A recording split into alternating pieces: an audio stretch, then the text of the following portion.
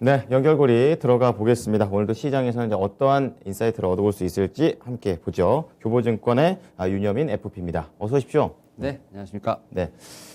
자, 그럼 첫 번째 주제부터 공개를 해 보겠습니다. 보여주시죠.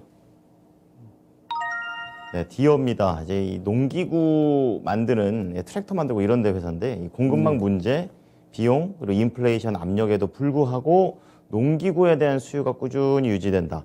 그러니까 힘든 상황에서도 좋다라는 그런 내용이 될 텐데요. 좀 자세히 들어볼게요. 예, 일단은 이제 디어가 네. 이제 미국에서 쓰는 말입니다. 농기계 업계 테슬라. 테슬라? 예, 라고 불리는 자율주행 돼요, 이거?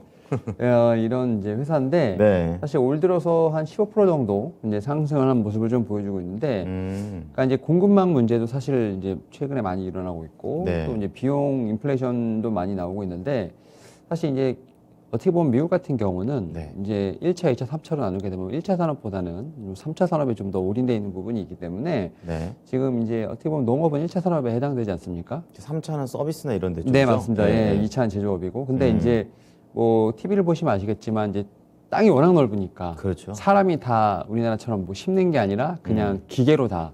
비행기로 농약 뿌리고 그렇죠, 그러잖아요. 맞습니다. 네. 예. 그러다 보니까 농기구 수요가 상당히 좀 계속 일어나고 있는 것 같습니다. 근데다가 이제 아무래도 제가 화요일 날 말씀드렸던 것처럼 사람을 구하기 쉽지 않은 부분들, 아, 그렇죠. 예, 그런 부분을 통해서 기계가 대체한다는 네, 거죠? 기계가 지금 대체를 하고 있는데 사실 이제 2022년도 회계년도 순이익이 지금 상당히 올라가고 있는 모습을 좀 보여주고 있고 사실 이제 어떻게 보면 디어 같은 회사도 이제 경쟁사들이 있지 않습니까? 그렇죠. 이제 뭐 이제 CNH 인더스트리얼 같은 이제 회사들인데 같이 주가가 지금 올해 들어서 같이 올라가고 있어요. 그럼 업황 자체가 좋다고 봐야 되나요? 네, 업황에서 제가 어. 좋고 있는데 네. 사실 이제 디어가 앞에서 제가 말씀드렸던 것처럼 이제 농기계 업계 테슬라라고 했지 않습니까? 그쵸. 그러다 보니까 이 회사가 이제 라스베가스에서 열린 이제 소비자 가전 전시회에서 자율 트랙터를 공개를 했습니다. 아, 진짜요? 네, 자율 트랙터 공개. 사람 없이 걔 혼자 간다는 네, 거예요? 운전사가 필요 없이 어. 따로 이제 좀 이제 자율적으로 트랙터가 이제 움직이면서 와, 진짜 기계화네요. 네, 이 기회가 네. 되는 거죠. 그래서 이제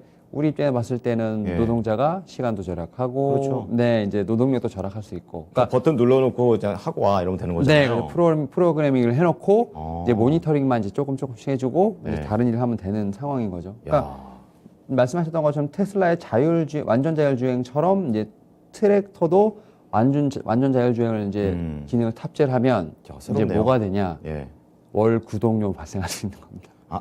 이것도 아, 그렇죠. 소프트웨어 가격을 그렇죠. 받아야죠. 기계를 팔고 그렇죠. 소프트웨어를 계속 업그레이드하면서 어. 이런 식으로 이제 월 구독료를 받아가는 서비스가 이제 되는 거죠. 야, 진짜 세상이 바뀌네요. 네, 좀 되게 신기하죠. 그러게요. 네, 그래서 이 회사 같은 경우도 결국 이제 가격 결정권을 지게 되는 상황이 되는 거죠. 이 회사가 여기서 업계 1위죠. 네, 맞습니다. 아, 그렇다 보니까 있겠네요. 그래서 예. 일단은 이제 어떻게 보면 이런 거죠. 선도적인 모델을 가지고 있고 그렇죠. 가격 결정권을 가지고 있고 네. 인플레이션의 수요가 좋으니까 가격 정가를 할 수 있고. 아, 유리한 삼박자입니다. 네, 그래서 사실은 농기계 뭐지? 약간 이런 느낌인데 결국은 트랙터 뭐지? 약간 이런 느낌이거든요. 모든 이제 어떻게 보면 어. 움직이는 모빌리티들은 다 자율주행으로 가게 되고 그런 자율주행을 하는 이제 회사들 같은 경우는 네. 이제 월 얼마씩 받아가는. 그러니까 우리가 생각하는 뭐 소프트웨어라든지 이런 쪽이 아니라 네. 이런 하드웨어 쪽도 좀 그렇게 같이 좀 업그레이드되는 모습을 좀 보여주면서 네.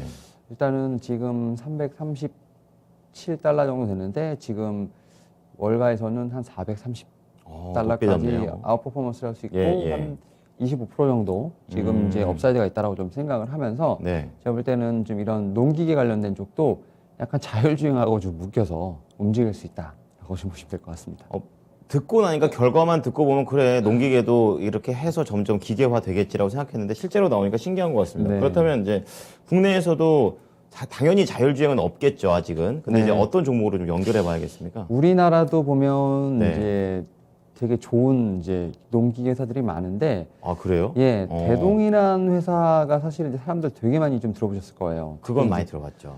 대동이 작년에 연결 기준 매출이 1조 원이 넘었습니다. 아 1조 1조요? 예, 1조가 넘었는데 대단하네요. 이 회사도 음. 디지털 전환을 좀 바탕으로 해서 스마트화 비전을 좀 내놓고 있습니다. 구체적으로 어떤 네, 내용 나옵니까? 그러니까 농업 로봇, 아 로봇. 네, 아, 비슷한 예, 그런 스마트 맥락이네요. 농기계, 스마트 어. 모빌리티, 정밀 농업 솔루션 기반으로 해서 스마트팜까지 스마트. 이렇게 해서 그리고 이제 원격으로 관리할 수 있는 어떤 서비스까지 지금 도입을 하고 있는 상황입니다. 그러니까 인력에 의존하지 않겠다라는 거는 미국도 그렇고 국내도 그러네요. 네, 그래서 농업 생산량을 극대화해서 네. 스마트팜 플랫폼을 만들 이제 어. 그런 구상을 하고 있다.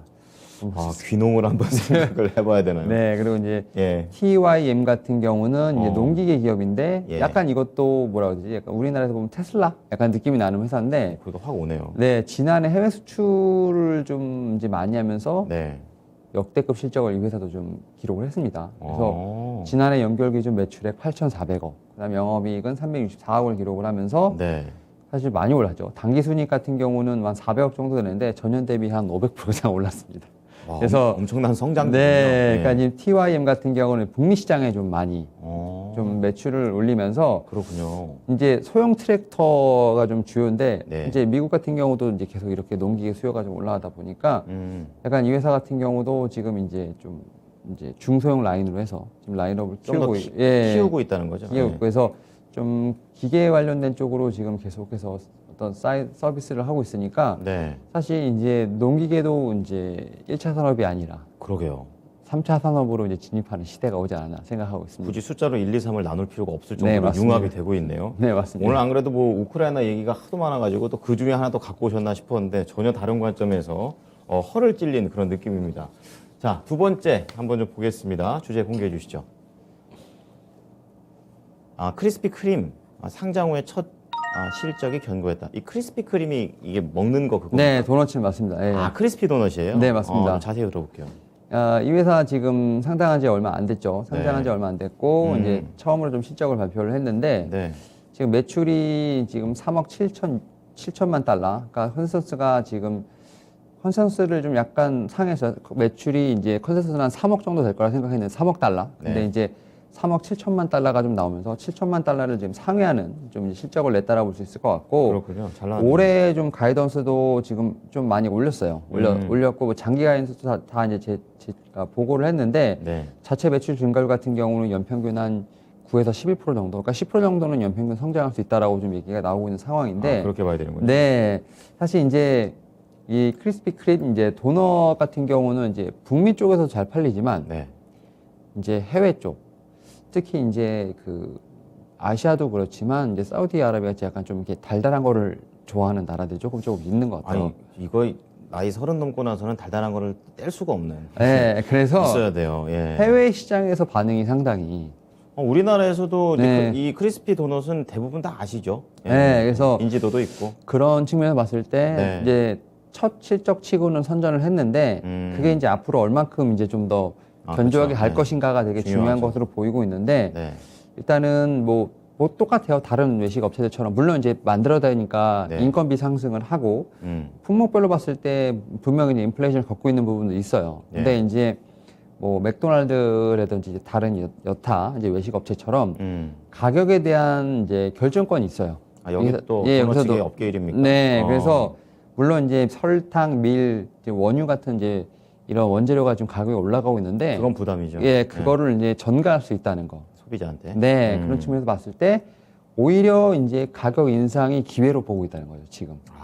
위기가 오히려 기회군요. 인플레이션에 대해서. 그러다 보니까 결국 가격 건전과 결국 이제 얼만큼 뭐 우리에게는 좀 안 된 일이긴 합니다만 그렇죠. 예. 소비자에게 이제 이런 올라간 원가를 이제 전달할 수 있느냐 이게 좀 가장 핵심인 것 같은데 예. 그런 측면에서 봤을 때 지금 크리스피 크림 이제 CEO 같은 경우는 충분히 이제 전가가 가능하다라고 얘기를 하고 있기 때문에 네. 향후에 좀 실적에 대한 부분도 제가 볼 때는 계속 꾸준히 연평균 10% 정도는 올라갈 수 있지 않을까 좀 생각을 하면서 어차피 좀 새내기 주긴 한데 좀 흐름을 좀 더 봐야 되지 않을까 생각하고 있습니다. 뭐 상장만 지금 된 거지 이거 인지도는 뭐 이미 다 알고 있는 그런 종목이 되겠죠. 네. 자, 그럼 관련해서 소비로 이렇게 소비자한테 전가되는 그런 종목을 오늘 가져오셨을 것 같은데요.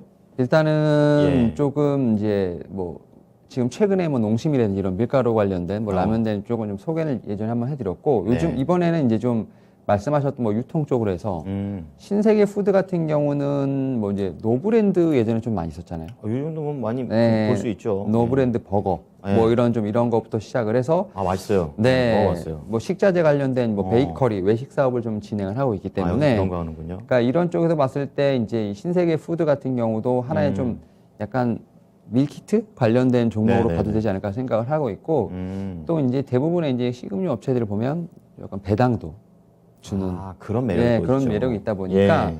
일단은 이제 신세계 푸드. 근데 우리나라 같은 경우는 뭐 이제 크리스피 크림보다는 좀 우리나라 같은 경우 이런 걸 좀 이제 온라인 쪽으로 배송도 하기 때문에 그렇죠. 사실은 좀 이제 편리하게 좀 다가갈 수 있는 부분이 있고 그런 건 더 유리하네요. 네, 예. 그다음에 이제 SPC 삼립이 빵.